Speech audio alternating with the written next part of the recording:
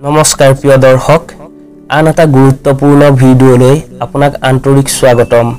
প্ৰিয় দৰ্শক যদি আপুনি জীৱনত কিবা এটা শিকিব বিচাৰে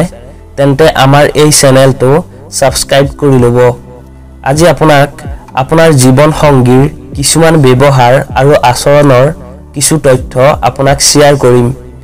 যাৰ দ্বাৰা আপুনি জানিব পাৰিব আপোনাৰ সম্পৰ্ক স্থায়ী হ'ব নে অস্থায়ী হ'ব প্ৰিয় দৰ্শক আপোনালৈ এটাই অনুৰোধ ভিডিওটো সম্পূৰ্ণকৈ শেষলৈকে চাব লগতে ভিডিওটোত এটা লাইক কৰি কমেন্ট বক্সত আপোনাৰ মতামত জনাব নাপাহৰিব বিবাহ হৈছে প্ৰতিজন ব্যক্তিৰ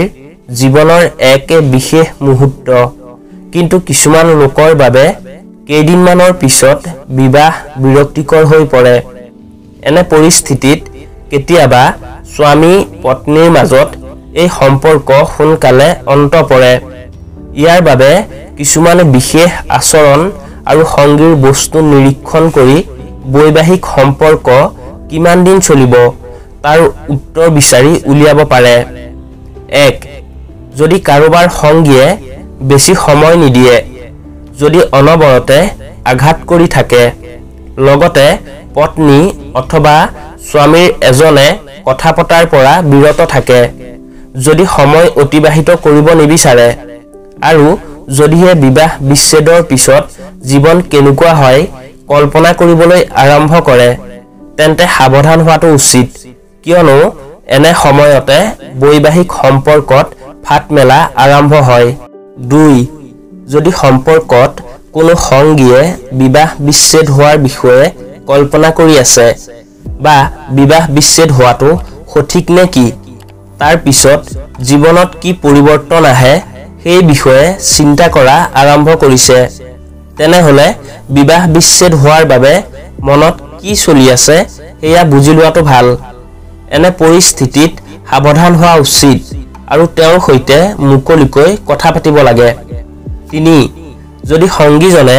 নিজকে সৰ্বোচ্চ বুলি প্ৰমাণ কৰিব চেষ্টা কৰে আৰু সকলো কথা উচিত বুলি দেখুৱায় লগতে যদি তেওঁ বুজাব চেষ্টা কৰি থাকে যে তেওঁৰ সংগী গৰাকী ভুল একো নাজানে তেন্তে বুজি উঠিব যে তেওঁৰ মনত নিশ্চয় কিবা চলি আছে বিবাহ হৈছে এনে এক বন্ধন যে দুয়োজনে ইজনে সিজনৰ সৈতে বহুতো বিষয়ত মিলাপ্ৰীতি কৰি চলিব লগা হয় ইজনে সিজনৰ অনুভূতিৰ যত্ন ল'ব লগা হয় যদি কাৰোবাৰ সম্পৰ্কত এনে নহয় তেন্তে জানিব যে সম্পৰ্কত বিপদ আছে 4 যদি বিয়া হোৱাৰ পিছতো কোনোবাই অকলশৰীয়া অনুভৱ কৰে তেন্তে এয়া গভীৰ চিন্তাৰ বিষয় যদি কাৰোবাৰ সংগীয়ে আনজনে গোটেই দিনটোত কি কৰি আছে সেই বিষয়ত গুৰুত্ব নিদিয়ে আৰু জীৱনত অকলশৰীয়া অনুভৱ কৰে তেনেহলে ই এক বিপদৰ সংকেত এনেদৰে থাকিলে সম্পৰ্কৰ মাজত দূৰত্ব বাঢ়ে 5 যদি কাৰোবাৰ অভ্যাস আৰু সৰু বস্তুবোৰত সংগী গৰাকীয়ে অশান্তি পাবলৈ ধৰে তেনেহলে বুজি উঠিব লাগে যে সংগী গৰাকী এই সম্পৰ্কৰ সৈতে সুখী নহয় লগতে যিকোনো বিষয়তে কাজিয়া কৰি খং কৰি থাকিলে বুজিব যে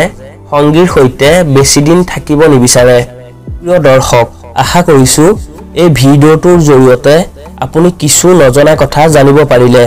আজিলৈ ইমানেই পুনৰ অন্য এটা ভিডিওত লগ পোৱাৰ প্ৰতিশ্ৰুতিৰে আপোনাৰ পৰা বিদায় লৈছো ধন্যবাদ